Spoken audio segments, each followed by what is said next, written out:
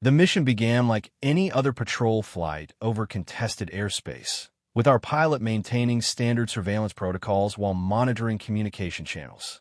The weather conditions that day presented limited visibility, creating the perfect cover for unexpected aircraft to slip through radar detection systems without early warning.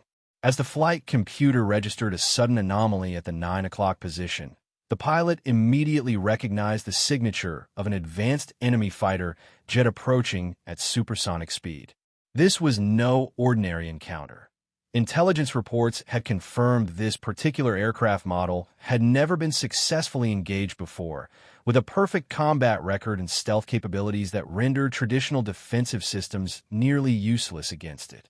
The enemy pilot clearly possessed superior tactical training, immediately executing a series of complex maneuvers designed to gain positioning advantage and prevent any escape routes.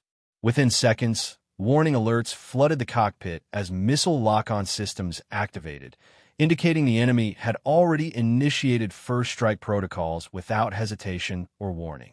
Our pilot faced impossible odds, outmatched in aircraft capabilities, outnumbered with reports of additional hostiles en route, and operating in airspace where reinforcements couldn't reach the location for at least 20 minutes. The tactical computer calculated survival probability at less than 18% using conventional defensive measures and evasion techniques. In that critical moment, standard operating procedure dictated immediate retreat and defensive posturing to minimize engagement risk. Instead, our pilot made a decision that would later be studied in military academies worldwide, deliberately turning toward the approaching threat rather than away from it. This counterintuitive move momentarily confused enemy targeting systems and created a narrow window of opportunity lasting mere seconds. The recorded cockpit audio captured the calm determination in the pilot's voice during radio communication. Command, target acquired. Requesting permission to deploy Shadowcaster. There was a lengthy pause from mission control before the response came through. Permission granted. Weapon system cleared for first operational deployment. Few people on Earth knew what Shadowcaster referred to. It represented the culmination of 15 years of classified research and billions in development funding. What happened next defied conventional aerial combat physics and established tactical doctrine. As the enemy aircraft closed to what would normally be considered optimal firing range, our pilot activated a system that had never before been used in actual combat conditions. The onboard flight recorder shows a sequence of commands being entered that weren't part of any standard weapons deployment protocol. Radar operators monitoring the engagement reported unprecedented electromagnetic readings just before all tracking systems temporarily went offline for 8.7 seconds. A blackout affecting both friendly and enemy surveillance capabilities across the entire region. When systems re-established connectivity, something remarkable had occurred that would forever change the understanding of aerial dominance and technological superiority in modern warfare. What makes the Shadowcaster system truly revolutionary isn't just its effectiveness, but the fundamental principles it employs that break away from conventional weapons engineering completely. Unlike traditional missile systems that rely on kinetic impact or explosive payloads, this technology operates on the electromagnetic spectrum, targeting the increasing vulnerability of highly computerized aircraft. The system generates a precisely calibrated energy field that doesn't damage physical components directly, but instead creates cascading failures across integrated avionics networks. The development team behind this technology included not just weapons engineers, but quantum computing specialists and electromagnetic theorists who approached aerial combat from an entirely different paradigm than conventional military thinking. The system's core functionality remained theoretical for years until breakthroughs in materials science finally allowed for practical miniaturization and energy efficiency.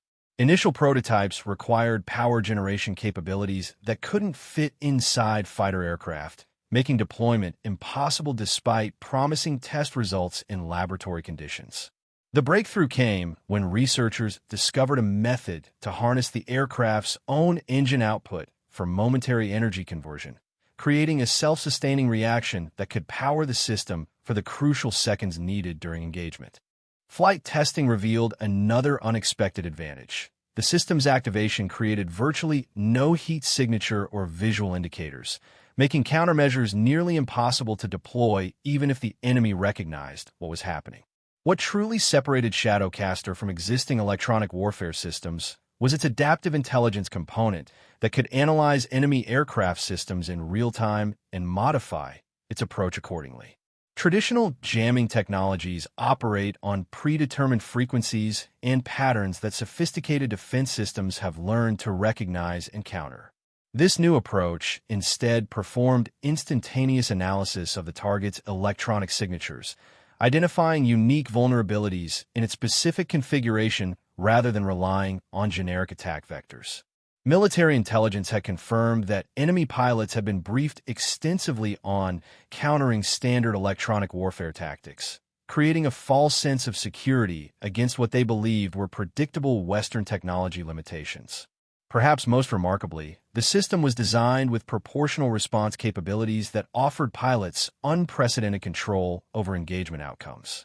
At lowest settings, it could temporarily disable weapons systems without affecting flight controls, allowing for forced landings and pilot capture rather than destruction. At maximum deployment, which our pilot authorized in this historic encounter, it could systematically disable critical flight systems while preserving the aircraft's black box and other intelligence-gathering components for later recovery and analysis.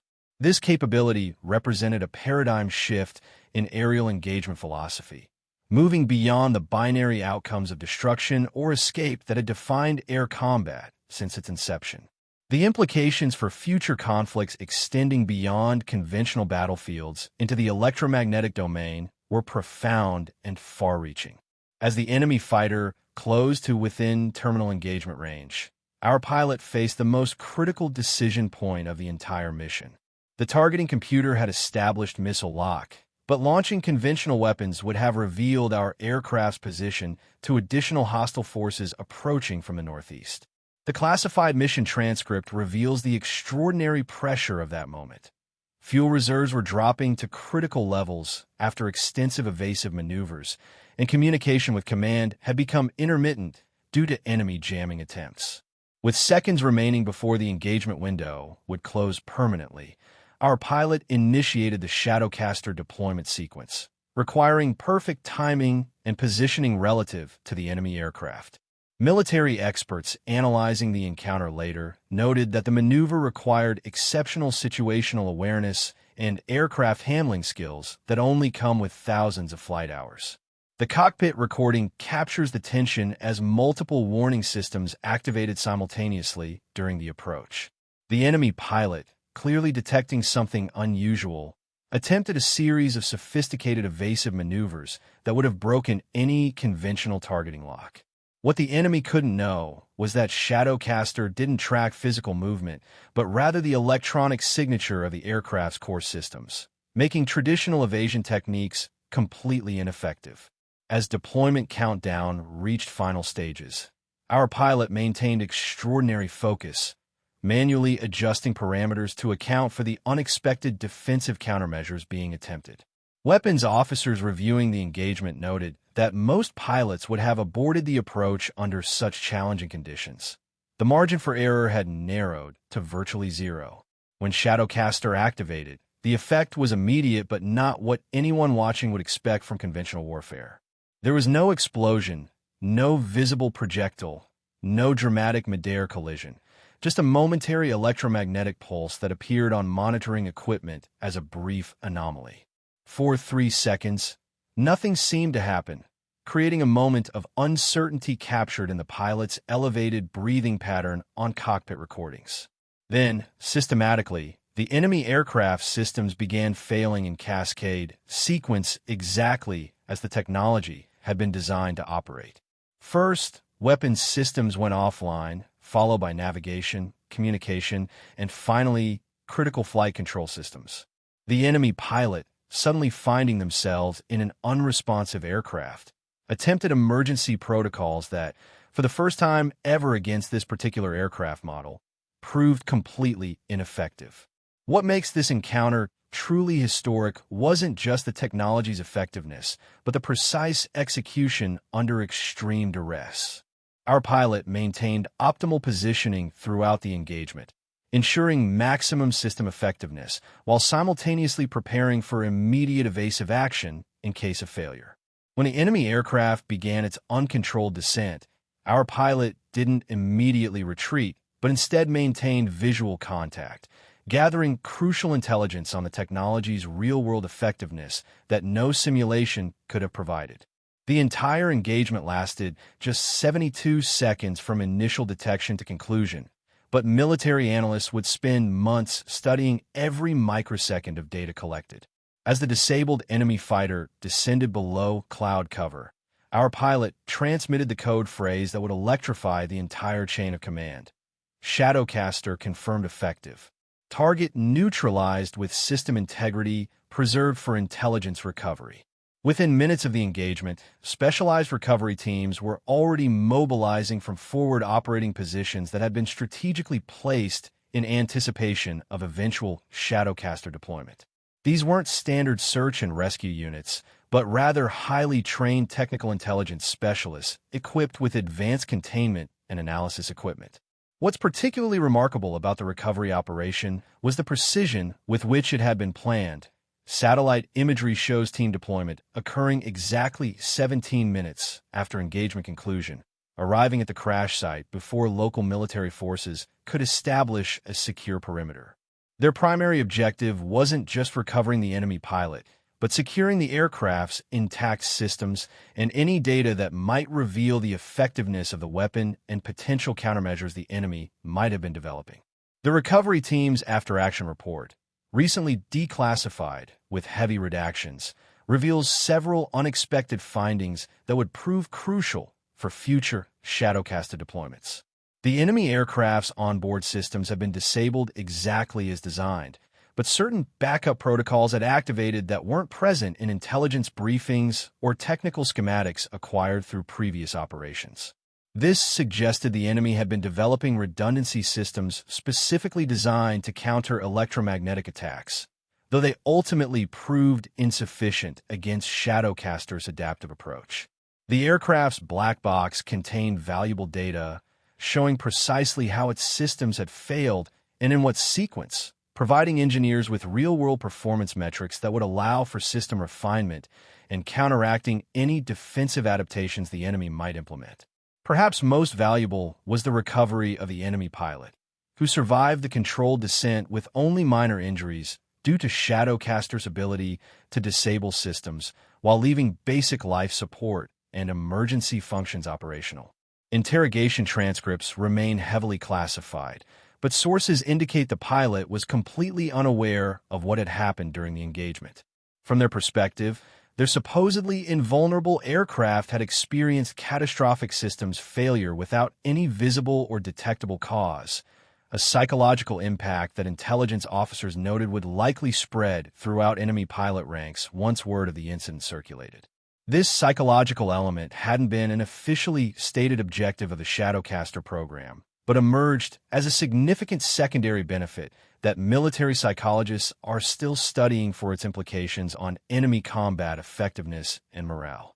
The most surprising element of the recovery operation was the discovery of previously unknown surveillance equipment aboard the enemy aircraft, technology designed to gather electronic intelligence on Western defense systems during provocative close approaches.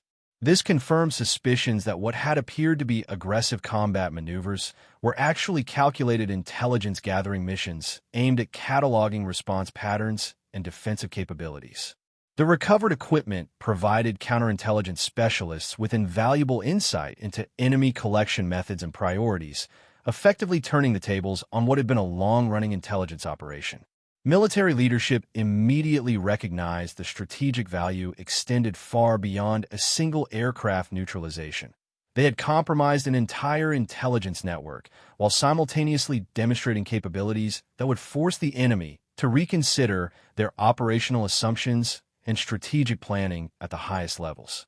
News of the engagement spread through classified intelligence channels long before any public acknowledgement, triggering emergency assessment meetings among both Allied and adversary military leadership.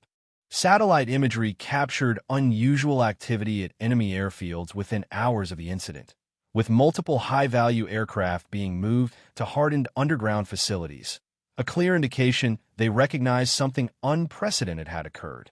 Defense ministries worldwide initiated urgent reviews of their electronic warfare capabilities and vulnerabilities, with particular focus on systems previously considered immune to such attacks. Within intelligence communities, the incident was immediately recognized as a watershed moment comparable to the introduction of stealth technology or precision-guided munitions, an advancement that fundamentally altered military planning assumptions and force protection priorities across the spectrum of operations. Diplomatic channels captured frantic communications as enemy nations attempted to determine exactly what had occurred without revealing their knowledge of the lost aircraft, which officially was never acknowledged to have been operating in the area. Several countries abruptly canceled planned military exercises that would have involved their advanced aircraft, citing maintenance issues and weather concerns that analysis indicated were clearly pretextual. Perhaps most telling was the immediate recall of several military attaches from Western embassies, individuals later identified as technical intelligence specialists focused on aviation and electronic warfare systems. These diplomatic movements, while subtle, provided confirmation that the psychological impact of Shadowcaster extended far beyond the immediate tactical victory, creating strategic uncertainty among adversary leadership about capabilities they couldn't quantify or counter. Financial markets provided another unintended indicator of the technology's impact, with defense contractor stocks showing unusual patterns in the days following the engagement. Companies specializing in electronic warfare protection systems saw significant valuation increases despite no public announcements, suggesting information leakage through classified procurement channels as military planners rushed to address newly recognized vulnerabilities. Trade publications noted unusual hiring activity, targeting engineers with expertise in electromagnetic protection systems, with one analyst report noting, "We're seeing recruitment patterns typical of a significant technological disruption, similar to patterns observed during previous military technology revolutions." Investment in counter-electronic warfare research reportedly increased by 340% across major military powers in the quarter following the incident, despite no official acknowledgement of why such capabilities had suddenly become procurement priorities. The most significant reaction came in operational changes observed across potential adversary air forces in subsequent months.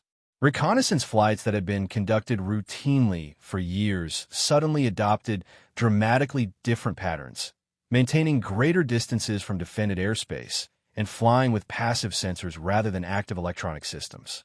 Training exercises showed new emphasis on operating with minimal electronic emissions and practicing procedures for maintaining basic flight capabilities during complete avionics failures.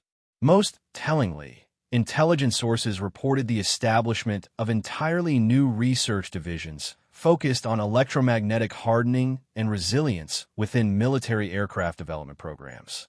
Without a single public statement or acknowledgement from any government, the balance of power in aerial warfare had shifted dramatically, and every major military power knew it. The questions remaining weren't if Shadowcaster had changed modern warfare, but how extensively and whether any effective countermeasure could be developed. What's often overlooked in technical analysis of the engagement is the extraordinary human element, the split-second decision-making and psychological fortitude demonstrated by our pilot during the operation. Cockpit recordings reveal remarkably steady vital signs, even as warning systems blared and threat indicators multiplied across control displays. Training officers later noted that the sequence of control inputs showed perfect procedural discipline despite the unprecedented nature of the situation, with no hesitation or correction in executing the complex deployment sequence. This wasn't simply about technology superiority, but represented the culmination of thousands of simulation hours and psychological preparation for precisely this scenario. The pilot later described the moment as complete clarity amid chaos, a state of focus where complex variables simplified into clear action pathways despite overwhelming environmental stress. The pilot's background provides important context for understanding how this historic mission succeeded, where similar technological advantages have failed through human error or hesitation. Selection for the Shadowcaster program involved not just exceptional flight skills, but specific psychological traits identified through advanced cognitive testing, particularly the ability to maintain decision-making capabilities under extreme uncertainty. The pilot had previously distinguished themselves during an incident where conventional systems failed during a storm, requiring manual navigation and landing using minimal instruments, demonstrating precisely the calm resource management later required during the Shadowcaster engagement. Military psychologists have extensively studied the personality profile that allows certain individuals to function optimally in scenarios where technological advantage must be coupled with perfect human execution. Post-mission debriefing transcripts show the pilots' remarkable technical understanding of both their own aircraft systems and the theoretical principles behind Shadowcaster's operation. During engagement analysis, they accurately predicted several system responses that hadn't been observed in testing environments, providing engineers with crucial insights for future refinements. This highlights an often underappreciated aspect of modern aerial warfare: the pilot's role not just as system operator, but as real-time analyst and developer. When asked about the most challenging aspect of the mission, the pilot surprisingly didn't mention the enemy engagement, but rather maintaining situational awareness of the broader battle space while focusing on deployment parameters, recognizing that tactical success needed to serve strategic intelligence objectives beyond simply neutralizing an immediate threat. What ultimately distinguished this pilot's performance wasn't technical proficiency alone, but their understanding of the mission's broader implications. Rather than celebrating the technological achievement, post-mission comments focused on how the engagement data would improve future operations and potentially save lives on both sides through non-destructive neutralization capabilities. This perspective reflects an evolution in combat philosophy that military leaders have increasingly emphasized, viewing encounters not as isolated victory/defeat scenarios, but as information-gathering opportunities within ongoing technological competition. As training academies now incorporate this mission into their curriculum, instructors emphasize this holistic understanding alongside technical proficiency. The pilot, whose identity remains classified, continues to provide insights to the program while maintaining operational status, ready to deploy next-generation capabilities that build upon the foundation of this historic first engagement. The revolutionary aerial engagement we've explored today represents far more than a single tactical victory. It marks the beginning of an entirely new chapter in military aviation history. The combination of groundbreaking technology and exceptional human performance demonstrated in this classified operation has fundamentally altered the balance of power in modern warfare. But what does this mean for the future of aerial combat and global security? How will adversary nations respond to capabilities they can barely understand, let alone counter? The strategic chess game continues to evolve with each technological breakthrough and counter-adaptation. What fascinates me most is how this single engagement has rippled through military doctrine worldwide, forcing reevaluation of assumptions that guided aviation development for decades. The question now isn't just about developing more advanced weapons, but about fundamentally rethinking vulnerability and protection in increasingly electronic battle spaces. For aviation enthusiasts and military historians watching this video, this represents one of those pivotal moments where everything changes, comparable to the first use of radar or jet engines in combat operations.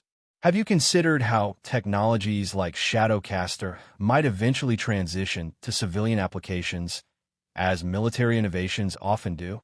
The electromagnetic principles involved could revolutionize areas from communications to transportation safety. What other classified capabilities might already exist beyond what we've discussed today? The operational security surrounding this mission suggests it represents just the tip of a much larger technological iceberg developing beneath the surface of public knowledge. If you found this exploration of cutting-edge military technology fascinating, don't miss our upcoming video examining the new generation of pilots being trained specifically for these advanced systems. Hit subscribe and turn on notifications now to ensure you don't miss these exclusive insights into the rapidly evolving world of military aviation. Your support helps us continue bringing you declassified information and analysis you won't find anywhere else. Drop a comment below with your thoughts on how this technology might change the future of aerial warfare. I read every comment and will be responding to your insights. Until next time, keep your eyes on the skies. The future of aerial combat is unfolding before us.